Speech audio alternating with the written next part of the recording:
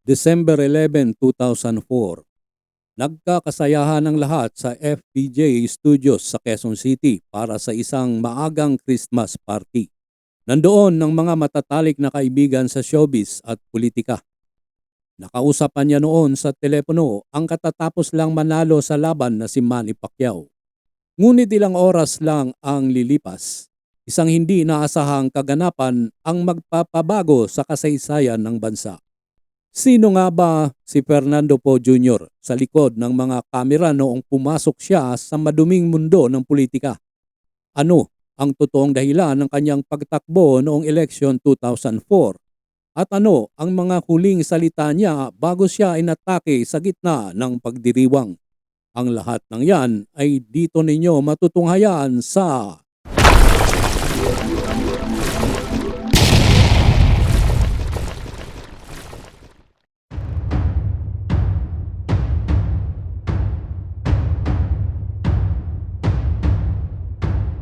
Magandang araw mga kaibigan. Sa episode na ito, babalikan natin ang kwento ng The King sa pamamagitan ng mga eksklusibong detalye mula sa panayam ng pep.com kay Susan Tagle, ang dating head ng media campaign at isa sa pinakamalapit na katrabaho ni FPJ. Bago pa man naging head ng media campaign ni FPJ si Susan Tagle noong 2004 elections, malalim na ang pinagsamahan ng dalawa sa mundo ng pelikula. Ngunit magkaiba ang kanilang pinanggalingan. Si Susan Tagle ay student activist sa UP Diliman 1976 hanggang 1979 at UP Baguio 1979 hanggang 1982.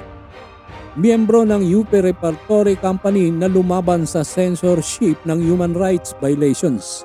Nakulong ng 3 buwan noong 1977 at naging founding president ng Alyansa ng mga mag-aaral ng Baguio noong 1980. Dahil sa kanyang karanasan noong martial law, alam ni Susan kung gaano kasalimuot at kadumi ang politika.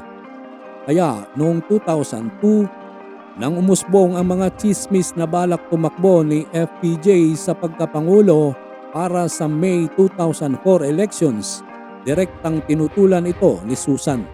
Inamin ni Susan sa pep.com na naging brutally honest siya kay FPJ. Sinabi niya rito, "You have the heart, but you do not have what it takes to fight, what it takes to become president." Dahil dito nasaktan si FPJ, umabot pa sa punto na nagkataasan sila ng boses sa harap ng production staff. Upang palamigin ang sitwasyon, nagdesisyon si Susan na mag-leave ng 6 na buwan at pumunta sa US. Ngunit bago siya umalis, pinapunta siya ni FPJ sa shooting nito sa Lawag. Doon, habang nakaupo sa sahig ng hotel room, ipinaliwanag ni Susan na hindi niya minamaliit ang aktor, kundi nag-alala lamang siya dahil wala itong karanasan sa pamamahala. Anya kay FPJ, "Kakainin kayo ng buong buo ng mga buwetre sa Malacanang." Kahit nagkaroon ng pagtatalo, nananatiling magkaibigan ng dalawa. Tuwing linggo habang nasa US si Susan, tinatawagan siya ni FPJ para kumustahin. Pagbalik ni Susan noong March 2003, inanyayahan siya ni FPJ sa kanyang kaarawan noong August 2003. Sa isang simpleng inuman kasama ang production staff sa studio, sinabi ni FPJ, "Son, stay. Manalo matalo, stay for elections." Ngunit ano nga ba ang naging turning point para tuluyang pumayag si FPJ na pumasok sa politika? Noong October 2003, ginanap ang Filipinos for Peace, Justice and Progress Movement sa Cuneta Astrodome, kung saan kumulang 10,000 supporters ang dumalo. Dito iniharap kay FPJ ang higit 2 milyong pirma ng mga mamamayan mula sa Luzon na nagmamakaawang tumakbo siya.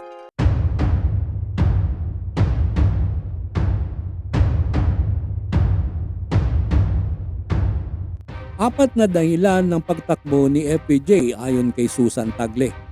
Una, naniniwala sa kanyang kakayahan. Naniniwala siyang tunay siyang makakatulong at makakagawa ng pagbabago. Pangalawa, hiling ng taong bayan. Ayaw niyang biguin ang milyon-milyong taong humihiling sa kanyang pamumuno. Pangatlo, suporta ng mga politiko. Akala niya may buo siya ang suporta mula sa mga maimpluwensyang tao tulad ni Danding Kuhangko. Pang-apat, tulong sa kaibigan. Nais niyang makatulong sa kanyang matalik na kaibigan na si dating Pangulong Joseph Erap Estrada na nooy nakadetina habang nililitis ang kasong plunder. Pumasok si Susan Tagle bilang head of media sa kampanya ni FPJ. Pumatak ang May 10, 2004 elections.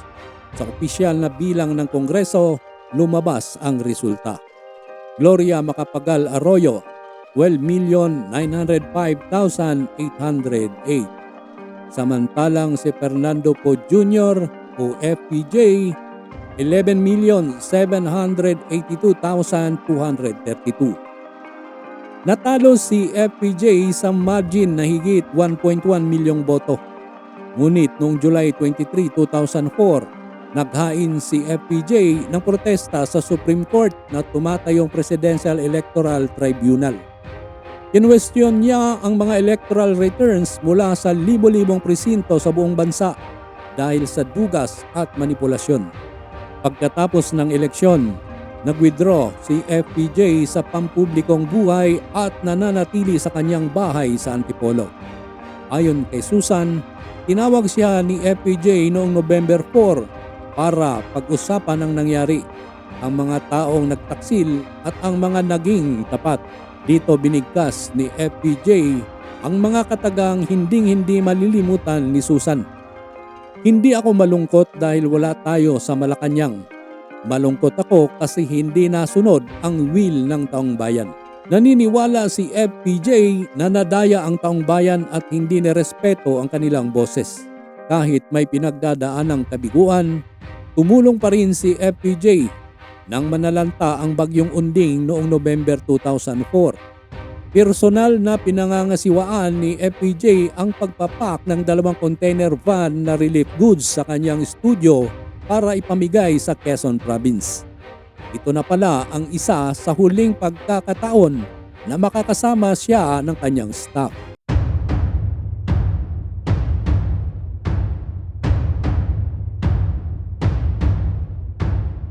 Sabado, December 11, 2004, nagpatawag si FPJ ng maagang Christmas party sa FPJ Studios sa Del Monte, Quezon City upang maibigay na agad ang bonus ng kanyang mga empleyado.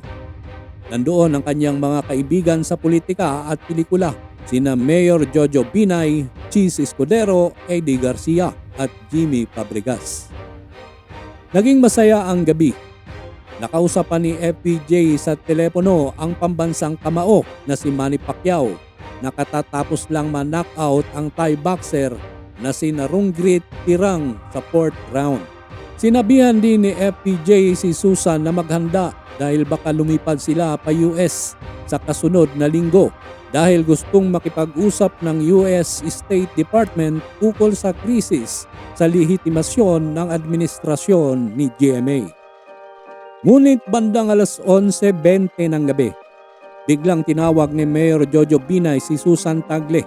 Patakbong lumapit si Susan sa lamesa ni FPJ at nakitang inatake na ito ng stroke. Agad nilang pinalapit ang sasakyan ni FPJ at isinakay ang aktor. Sumakay si Susan sa mobile vehicle ng Makati Police kasama si Mayor Binay at humarurot sila papuntang St. Luke's Hospital sa E. Rodriguez. Sa loob lang ng 5 minuto, nakarating sila sa emergency room habang tinatawagan si Mrs. Susan Roses. Nakoma si FPJ dahil sa aneurysm at hindi na muling nagkamalay. Naka-life support siya habang isinasagawa ang dialysis. Lunes ng gabi, December 13, dumating mula sa US ang kanyang anak na si Grace Poe kasama ang kanyang sanggol. Pumatak ang alas 12:01 ng madaling araw ng Martes, December 14, 2004. Opisyal na pumanaw ang The King na si Fernando Poe Jr. sa edad na 65. Ang official cause of death, cardiopulmonary arrest, secondary to cerebral infarction.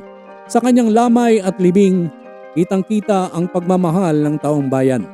Isang kapansing-pansing pangyayari ang pagpapadala ng funeral wreath ni Pangulong Gloria Macapagal Arroyo na agad na sinira at itinapon ng mga galit na fans sa labas ng Arlington. Isang patunay ng matinding emosyon ng publiko sa nangyaring eleksyon. Taong 2017 nang tuluyang mag-migrate si Susan Tagle sa Estados Unidos, kung saan nagtatrabaho siya ngayon sa isang non-profit organization. Ngunit ayon sa kanya, walang araw na lumilipas na hindi niya naaalala si FPJ at ang 2 dekada ng kanilang malalim na pagkakaibigan. Si FPJ man ay pumanaw, ang kanyang pamana sa pelikula at ang kanyang pagmamahal sa karaniwang Pilipino ay mananatiling nakatatak sa kasaysayan ng bansa. Maraming salamat sa pagsubaybay sa ating documentary vlog ngayong araw. Ano ang pinakamagandang alaala nyo kay The King? Ibahagi ang inyong saloobin sa comment section sa ibaba. Maraming salamat sa inyong panonood.